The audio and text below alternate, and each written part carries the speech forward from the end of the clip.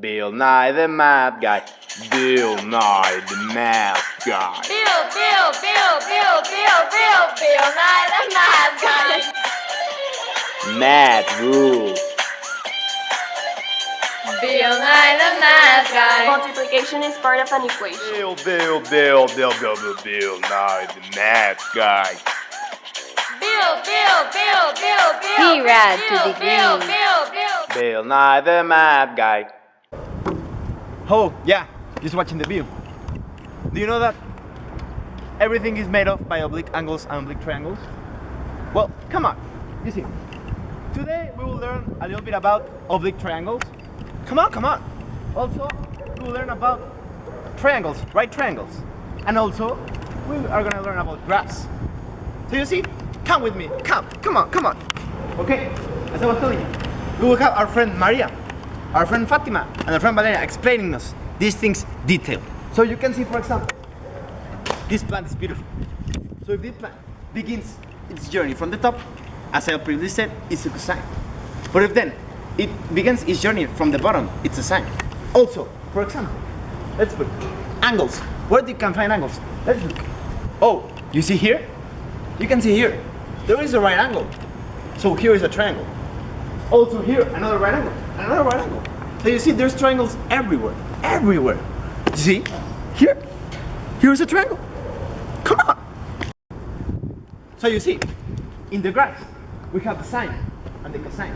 So, in the sine, the things go like from the top to the bottom. And then on the cosine, the things go down. You see? Come on.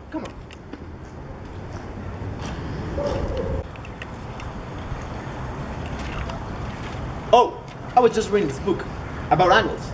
So, let's go to our friend Valeria so we can explain something about the angles. Oh, no. Very much. Well, I'm here with my friend Valeria and we will show you something about the Cartesian plane and the angles. So, you see, let's get rid of this. And then Valeria will explain you a little bit about the Cartesian plane.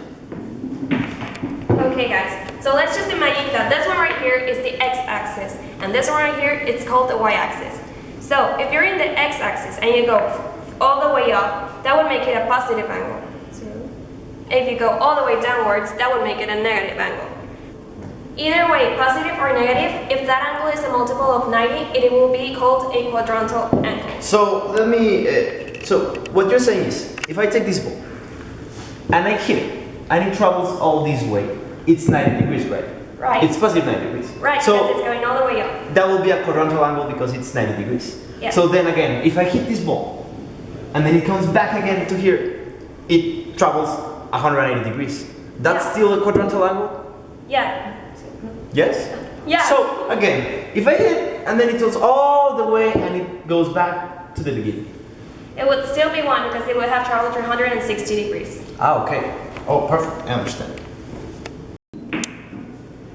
Well, so we already explained you 3 types of angles. Now we're going to explain you the other 3 types. So let's go over there to the table and I'll show you. Come on. Here I have some pencils and scissors so I will explain the Cartesian plane again.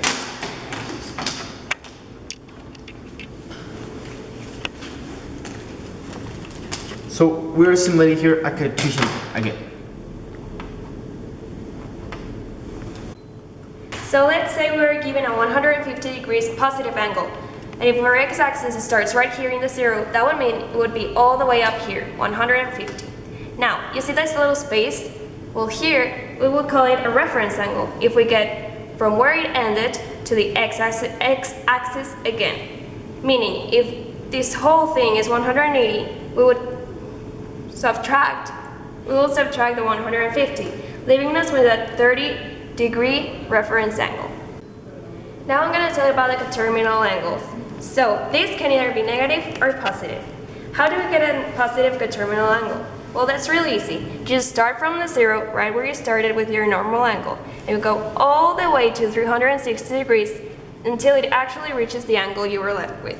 This meaning adding 150 to 360, giving you a 510 degree angle. Now, what do I do if I want to get the negative coterminal angle? You will start from here, and as you remember, if you go downwards, that would make it a negative, and that's what we are looking for. So you go all the way here, which is 180, and then you add up your reference angle from the beginning, which was 30, which adds up to negative 210, which is your coterminal negative angle. Now I have explained the 5 different types of angles they are, so let me give you a small resume. You see, we have the positive angle, which is the angle that goes counterclockwise. Then we have the negative angle that goes clockwise. Then we have the quadrantal angles, which are multiples of 90 degrees. Then we have the coterminal angles, which are the angles that give you the same angle, but there is a positive and there is a negative. And now we have at last the reference angle, which is the angle that goes from the angle to the x-axis. Now we'll go with our childish friend Maria, I can see, and she's going to explain about obtuse angles. Oh, and yeah, she's a 12-year-old girl.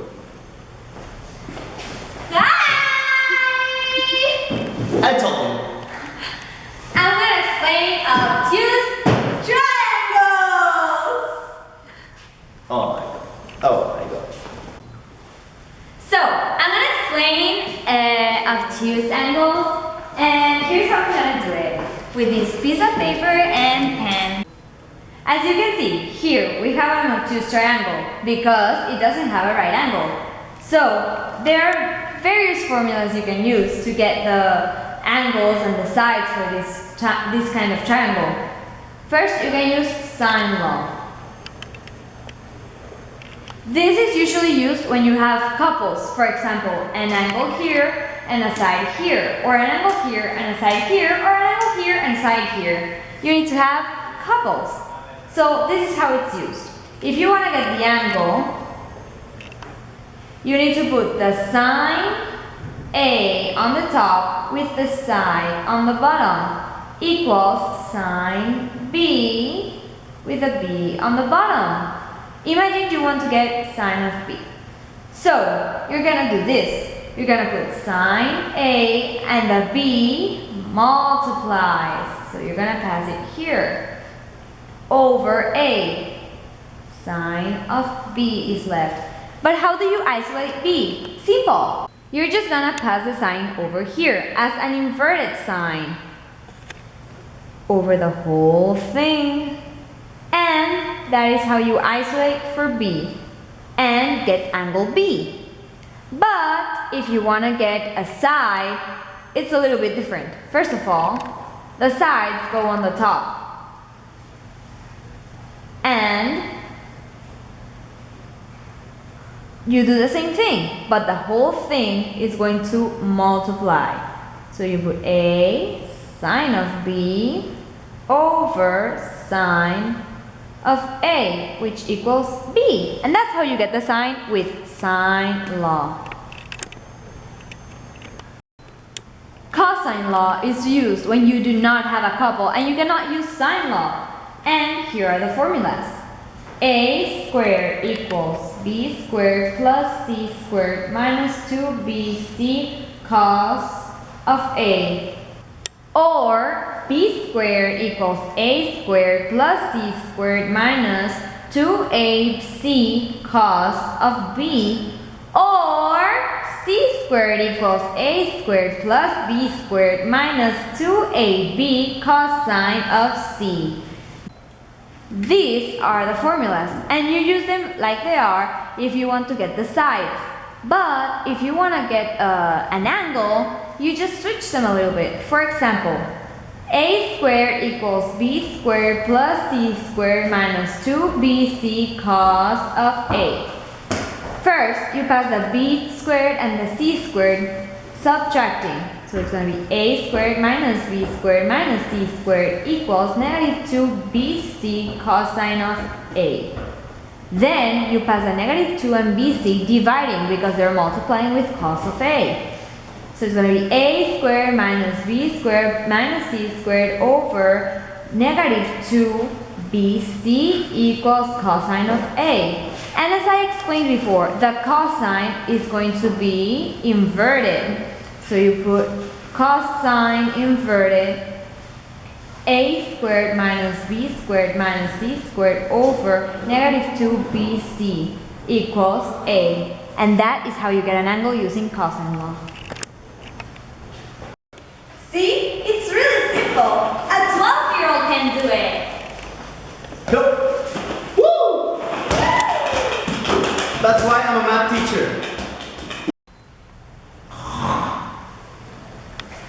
You see, she's sleeping. So now we're gonna go there. Okay, come on with me. Come on. Come on, come on, come on.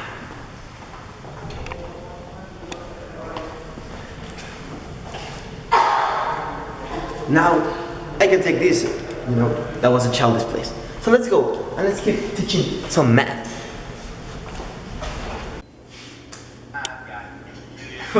So funny. Well, let me show you about graphs.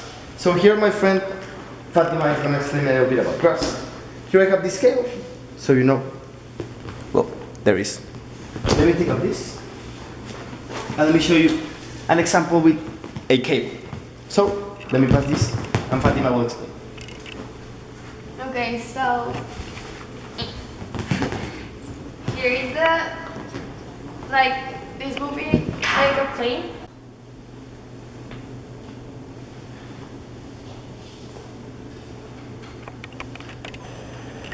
Okay, so I will explain this formula.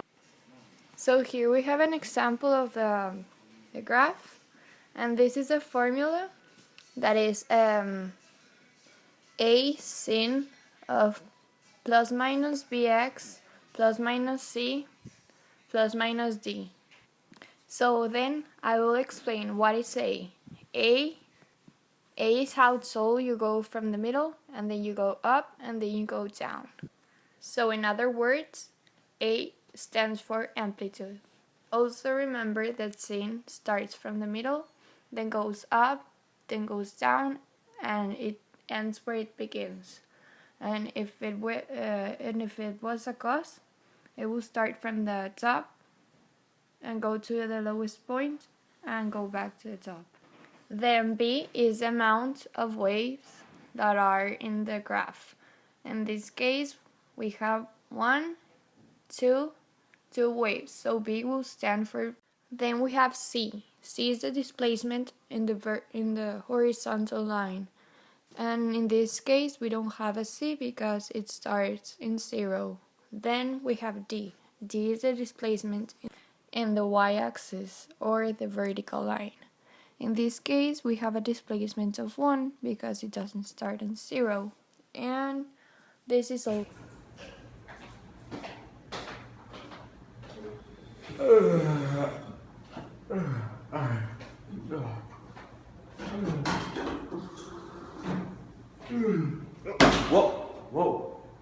Whoa. Probably Fatima left this turn on, but oh, now that I remember, we didn't conclude the program, so let's talk about what we saw today in the morning. Well, we saw about the law of cosine and the law of sine, the obtuse angles, right? Then we saw the waves, right? We saw the graphs, how there is sine and cosine and the amplitude, and there is the horizontal lines on the vertical lines, and amazing. Also we saw forget me, I'm a little bit sleepy. But we also saw the type of angles. Do you remember there were 5 types of angles? There were the coterminal, positive and negative, the reference angle, positive angles, negative angles, and quadrantal. So, well, that's all. I hope you learned. Hey, so thank you for watching. This is the end of the program. Remember, I'm Bill Nye, the math guy, and I'm gonna go to sleep, Sleep well. See you later.